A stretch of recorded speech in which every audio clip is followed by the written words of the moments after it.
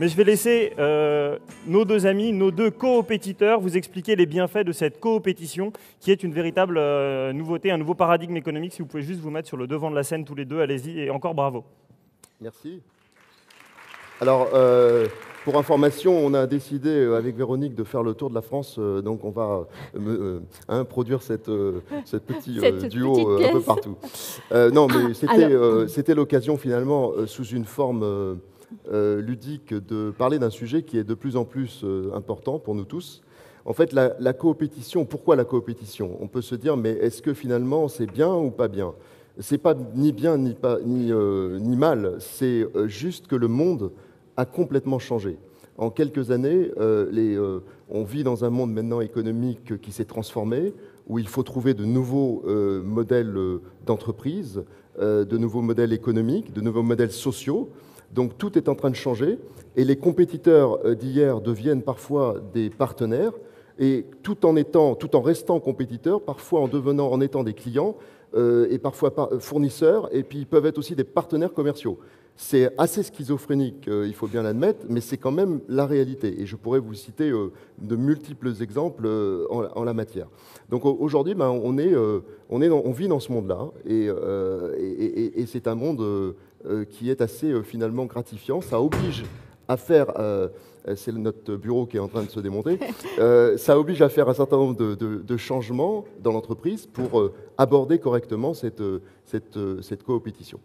Mais finalement, par contre, aborder la coopétition, Véronique, c'est avoir en tête les conditions de succès, parce qu'il y a un certain nombre de choses qu'il faut faire pour réussir. Tout à fait, Gérald. En fait, la coopétition, c'est tout d'abord un état d'esprit. Il faut de la confiance, il faut de la transparence, il faut du respect. Parce qu'en fait, on sait très bien qu'on va être dans des zones parfois un peu grises. Donc, si on n'a pas à la base cette confiance dès le démarrage, ça peut créer quelques crises. Il faut accepter de pouvoir perdre et de pouvoir perdre ensemble. Mais il faut viser le moyen terme, c'est-à-dire qu'on peut perdre une affaire sur un mode coopétition à court terme, mais sur le long terme, on sera gagnant. Et surtout, il faut se dire, quand on est vraiment en compétition, quand on ne peut pas s'allier sur une affaire ou avoir des points d'alliance sur une affaire, il faut se le dire. Et à ce moment-là, on passe en mode compétition. Voilà, donc de la transparence et du respect. Et ça demande à ce moment-là une nouvelle philosophie, un nouvel état d'esprit. C'est d'ailleurs tout à fait dans l'air du temps avec tous les réseaux aujourd'hui où il y a une interdépendance très forte des acteurs les uns envers les autres. Donc tout ça demande également un nouveau style de management, un nouveau style de leadership. Gérald, qu'est-ce que tu penses?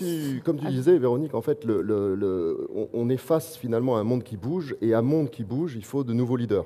Il faut des leaders qui sont capables de gérer cette schizophrénie dont je parlais tout à l'heure, où on peut demander... Alors évidemment, quand on est au niveau de la direction générale, quand je regarde ça avec mes directeurs d'entités chez HP, on est une grande entreprise en France, des milliers de salariés. Nous, on voit l'intérêt de la coopétition. Par exemple, avec Econocom, on se dit, on a dans bien des situations intérêt à être partenaire, et pour le bien de la France, parce que ça crée de la croissance et ça crée de la dynamique.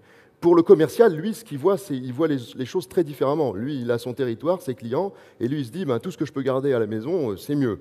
Donc c'est à nous, finalement, de développer de nouvelles formes de leadership et de donner à des commerciaux une ouverture d'esprit qu'ils n'avaient pas avant, ce qui nous oblige à aller chercher des qualités peut-être qu'on ne recherchait pas avant, comme l'intelligence émotionnelle, c'est être capable de gérer un peu mieux les relations, l'intelligence relationnelle, créer des réseaux, tu as parlé des réseaux sociaux, ça participe aussi à développer cet esprit de dialogue, d'échange et de partage. Et donc c'est ça, et on va assister, je pense, à une véritable révolution de leadership qui va accompagner finalement ce nouveau monde qui se présente à nous. Mais si on regarde bien, la coopétition a toujours existé, je pense. On vit, on grandit, on est avec la coopétition. Est-ce que tu n'as pas cette impression, Véronique? Oui, tout à fait, parce qu'en fait, dès l'école, on a des copains, mais ça va être des futurs coopétiteurs plus tard. Dans la famille, avec ses frères et sœurs, de temps en temps, on a des relations... je dirais je t'aime moi non plus.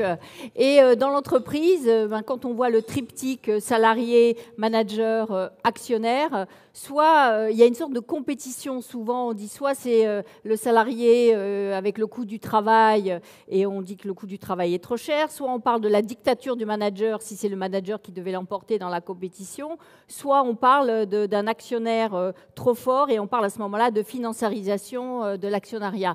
Donc, si on les met tous en compétition, effectivement, tout le monde a l'impression d'être perdant. Alors que si on construit un dialogue social coopétitif, là, on renverse complètement la vue et on peut repartir sur un dialogue où toutes les parties sont gagnantes. Donc, c'est quelque chose, effectivement, qui existe dans la société depuis toujours. Et je vais revenir sur un thème qui m'est cher, c'est l'homme et la femme. Donc, si ça tombe bien. Ça tombe bien, effectivement. Les femmes en entreprise, aujourd'hui, si vous prenez dans le CAC 40, dans les COMEX des CAC 40, donc dans les comités exécutifs, vous avez aujourd'hui 8,5% de femmes qui sont dans les COMEX. Je ne parle pas des conseils d'administration, je parle bien des COMEX. 8,5% des femmes. Au sein dans ces 8,5% de femmes, vous en avez 80% qui ont des fonctions support, RH, juridique, et donc vous n'en avez que 20% qui ont une vraie fonction business. Donc ça représente moins de 2% des membres de COMEX. Donc moi, là, je ne suis pas très subjective, Gérald. Toi, qu'est-ce que tu en penses? Parce que c'est effectivement un sujet qui est quand même encore toujours d'actualité, malheureusement. Un autre sujet d'actualité et qui me tient à cœur, comme ceux qui me connaissent savent que je crois à ça. Je crois à ça parce que c'est démontré qu'une entreprise qui réalise la parité et la mixité est plus performante. C'est démontré dans les chiffres. Donc, je le fais chez HP, je l'ai fait d'ailleurs partout où je suis passé, en essayant au niveau du comité de direction, mais aussi au niveau des directions, d'équilibrer hommes-femmes. La réalité, c'est que là, on est vraiment en coopétition. Si moi, je suis convaincu qu'il faut faire cet équilibre pour le bien de l'économie, c'est aberrant, quoi. Chaque année, on refait les mêmes discours. Finalement, je me suis même demandé si la journée de la femme avait un sens, parce que finalement, c'est peut-être pas ça qu'il faut. On fait la journée de la femme, puis on se dit, bon, ça y est, c'est fait, on passe, ça a un sens?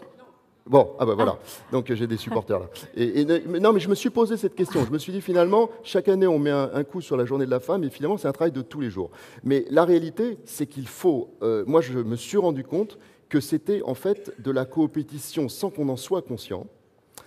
Et d'ailleurs, j'en veux pour preuve que de plus en plus, vous le verrez si vous consultez la presse et les articles Harvard Business Review récemment, qu'il y a de plus en plus d'articles sur les hommes qui perdent le pouvoir, les hommes ne sont plus des hommes, et ça c'est nouveau. Ça n'existait pas jusqu'à maintenant, c'était plutôt il faut plus de femmes, on donnait des statistiques, on montrait que les femmes n'étaient pas assez présentes, que ça progressait, qu'il y en avait quand même 9%, c'était mieux qu'avant, mais 9% c'est quand même loin des 50%.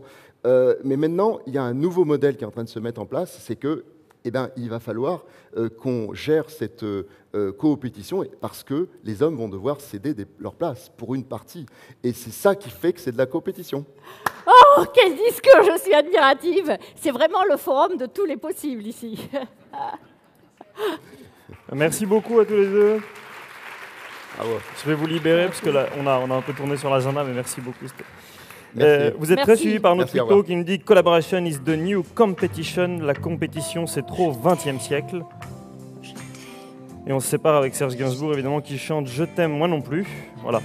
Merci beaucoup, en tout cas, à tous les deux speakers qui avaient pris des risques, puisque vous avez pris des risques, vous avez osé sur le fond et puis dans la forme. Je ne sais plus si c'est Victor Hugo ou Karim Benzema qui disait le fond, c'est la forme qui remonte à la surface. Qu'à la surface, j'ai toujours un doute, mais vu la phrase, ça devait être Victor Hugo.